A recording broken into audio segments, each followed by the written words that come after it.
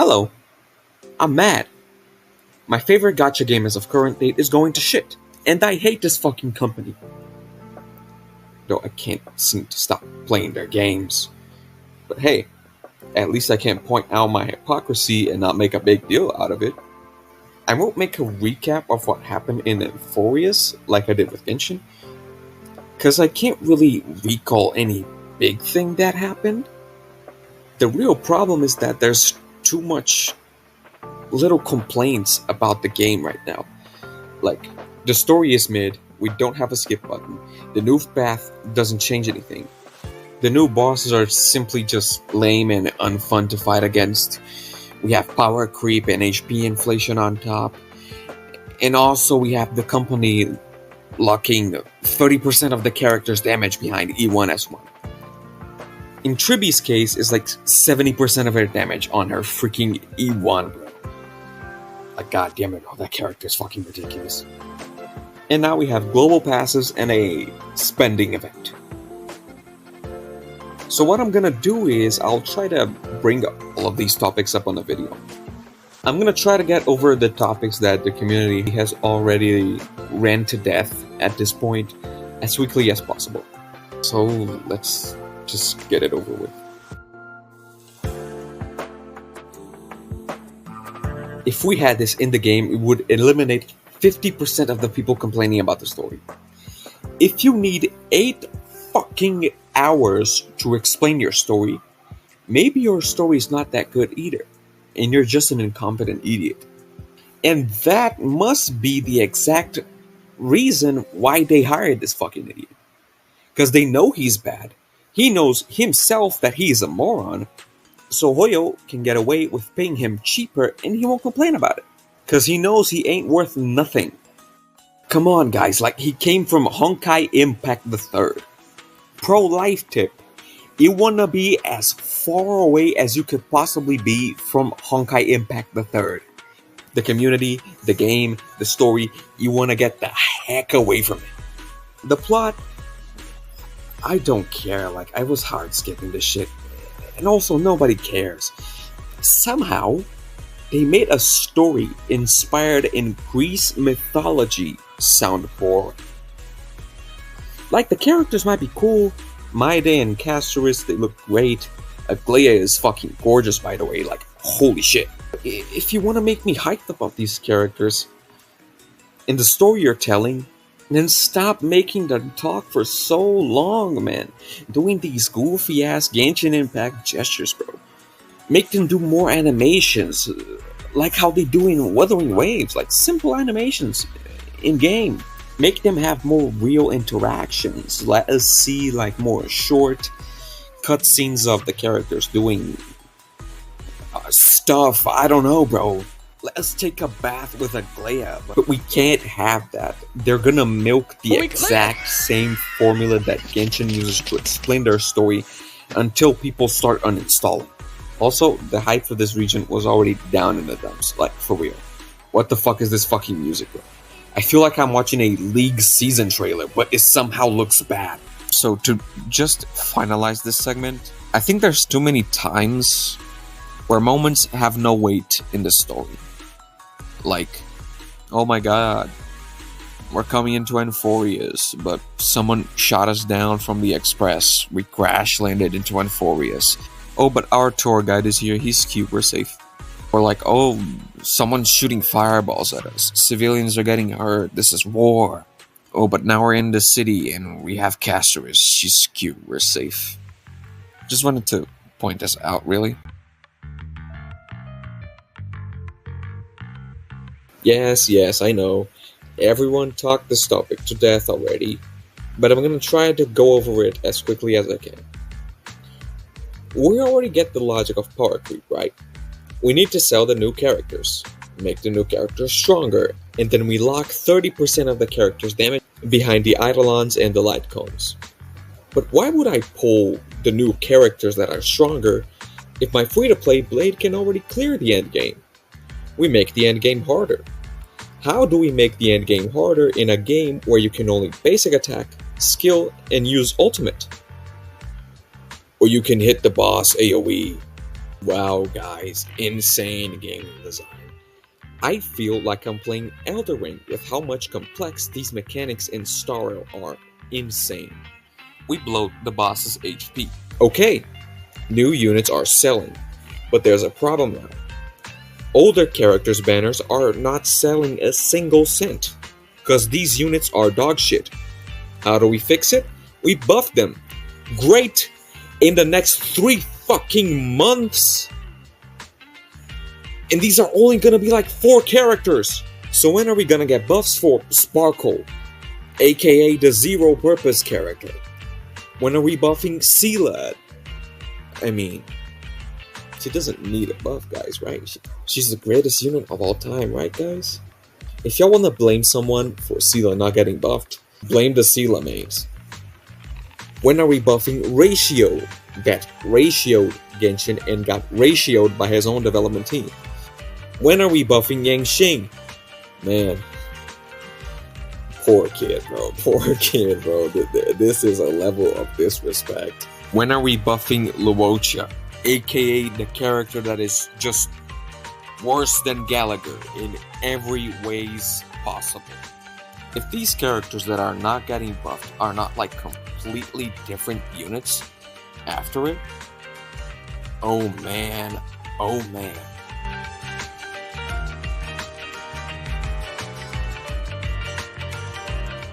The gameplay aspects. Yeah, they updated the relic system with the new, I don't know, the blue relics thing that like gets you substats.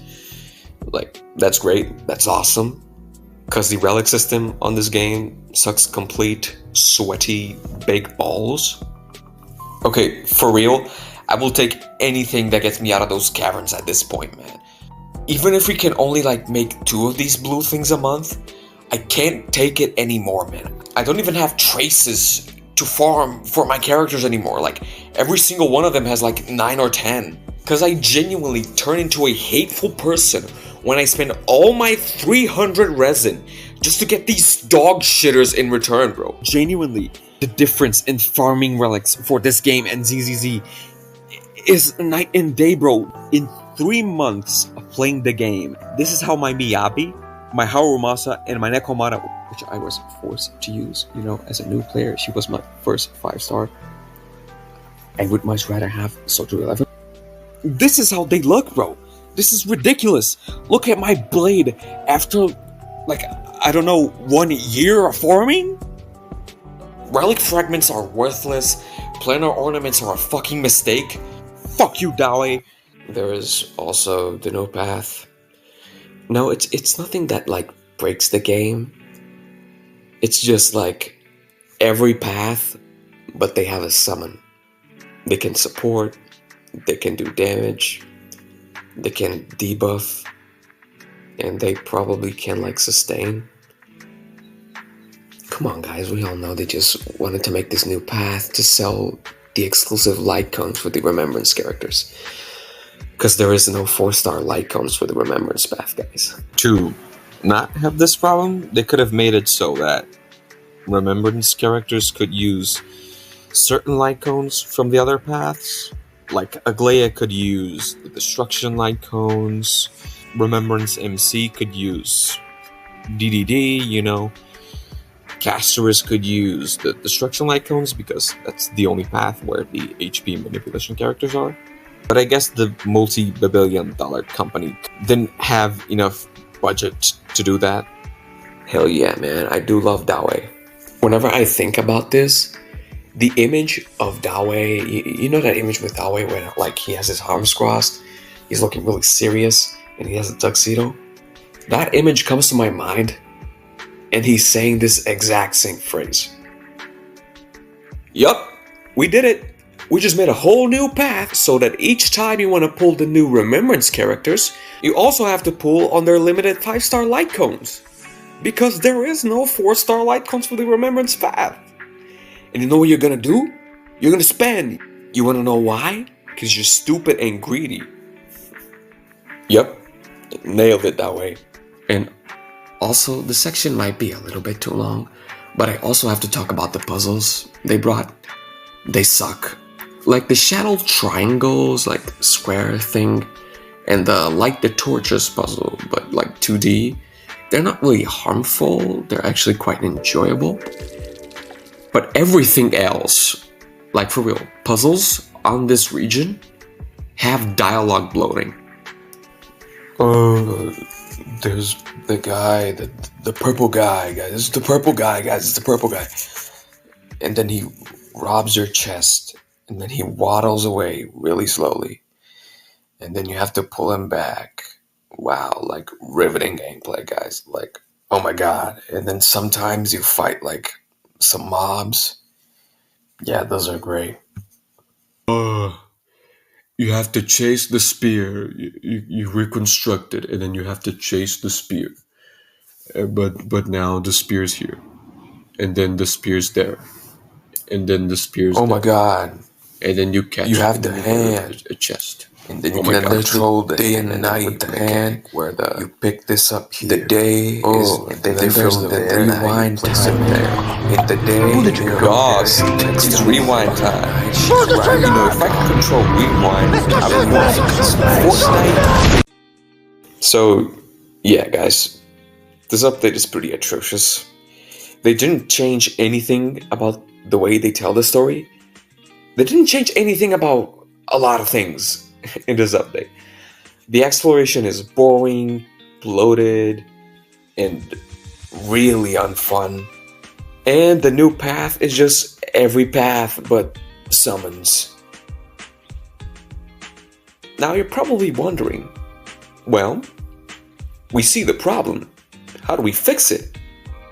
If you also don't like the direction that the game is heading, and you really want to see the changes that we want happen to Star Rail, all you need to do is, first, stop spending your whole life savings on the banners.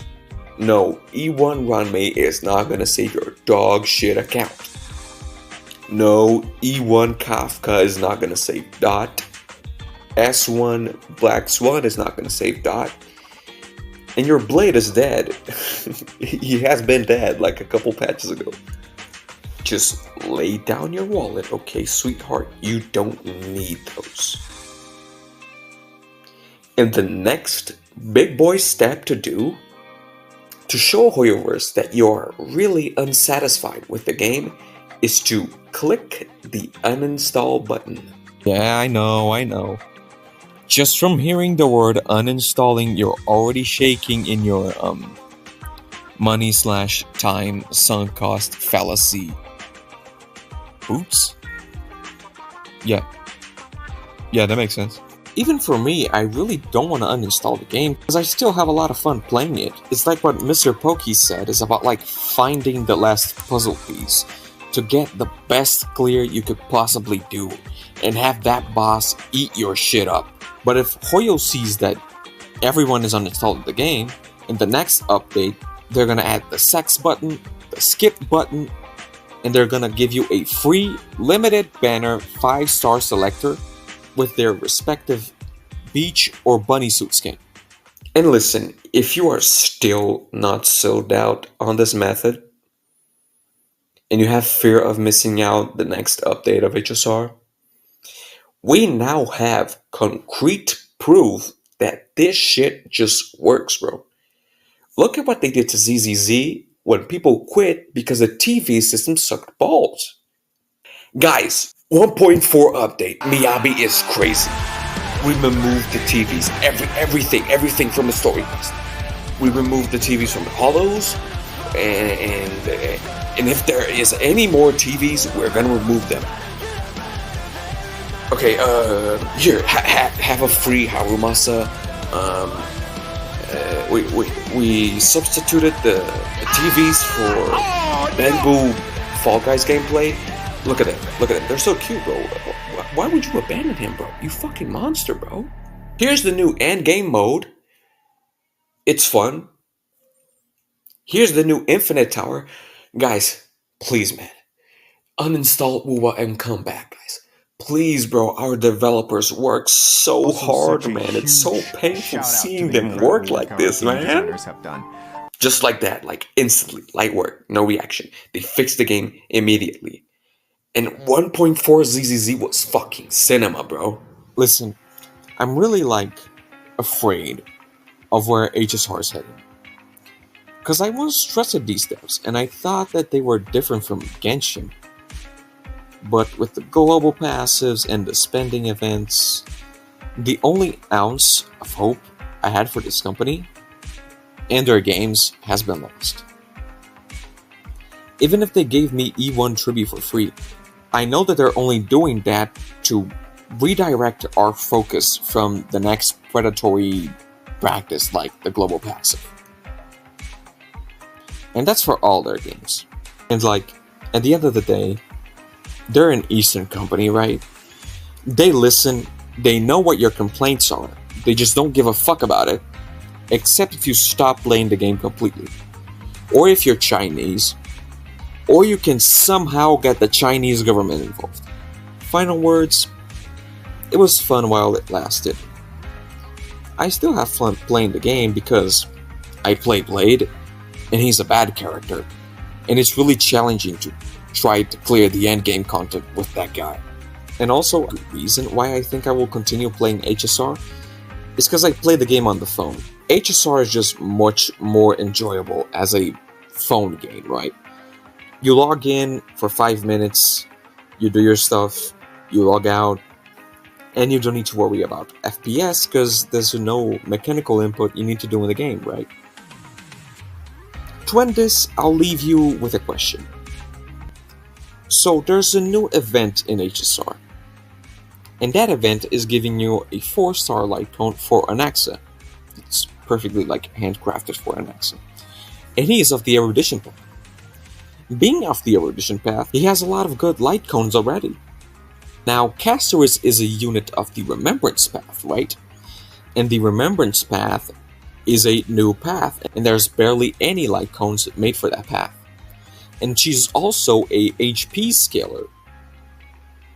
So she needs a light cone for the remembrance path, and she needs a specific light cone that increases HP.